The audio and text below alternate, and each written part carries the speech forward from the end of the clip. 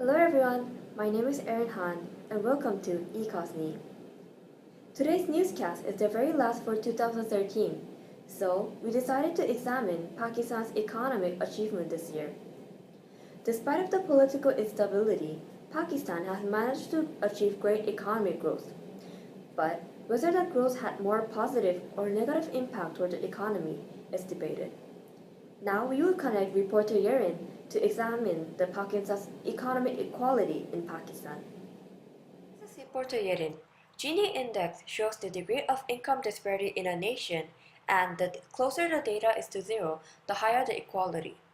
Pakistan's Gini index is 29.6, which is similar to that of Norway of 26.8 and even lower than UK 38. Furthermore, its lowest curve is close to the line of equality. This would mean good equality in the nation. However, Pakistan has very low HDI Human Development Index of 0.497 and this is the world's 142nd rank. This is because Gini index only shows the fairness of income distribution. It doesn't necessarily mean the humanitarian equality. Pakistan, which has very low GDP per capita, only of 3,100 billion, the country as a whole is generally poor. Thus, there is no big difference in income. So, we can predict that the Gini index would increase as the economy grows and cause greater disparity in the nation. Pakistan is currently achieving the fourth macroeconomic objectives of equality. Thank you, reporter Yerin. The apparent healthy equality in Pakistan might be short run, so the Pakistan's government has to work to achieve this in long run also. Now we have interviewed Professor Han to examine the Pakistan's economic growth and development. I believe that Pakistan has achieved significant growth rate this year. The economy is emerging by 4.4%, which is around 1% higher than the world average, and as shown in the graph, it is increasing in an increasing rate every year. Despite of this rapid growth, Pakistan still experiences remarkably low disparity as shown in the Gini index. This means that citizens are benefiting and growing all together. This year, we can conclude that Pakistan has achieved both economic growth and development. It is now revealed that Pakistan has successfully managed to achieve two of its macroeconomic objectives. However, the success doesn't seem to continue with the rest of it. This is reporter Hanye. Pakistan's current inflation rate of 7.7% is too high that it exceeds the economic growth as a whole. This means that the increase in economy cannot follow the price level increase. This reduces the citizens' real income and possible utility.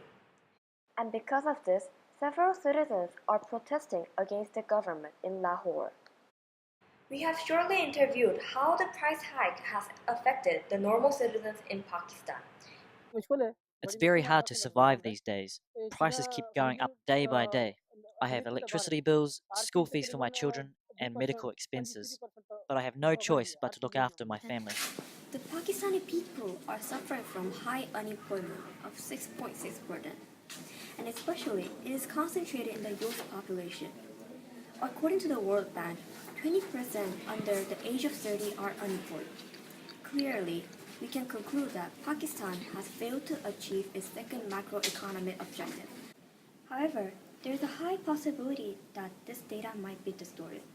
As South Asia has large informal agricultural employment, and these data aren't counted in the official statistics, the real unemployment rate would be lower than the given statistics. Pakistan's high unemployment and inflation rate doesn't fit the normal Phillips curve, which says that there exists an inverse relationship between these two variables. This further substantiates that Pakistan has failed to meet two of its macro objectives. However, we still have to question the authenticity of the data as people measuring this are retired bureaucrats who could be vulnerable to political pressures. But for now, we would have to believe that Pakistan do have high inflation and growth rate. Pakistan has achieved remarkably good economic development, growth, and equality this year. However, the citizens have suffered from high unemployment and inflation. Now, we can clearly conclude that Pakistan has only managed to achieve two out of its four macroeconomic objectives. and still, whether they have truly achieved it is yet to be debated. Thank you for watching the last eCosNI for 2013, and we will come back next year.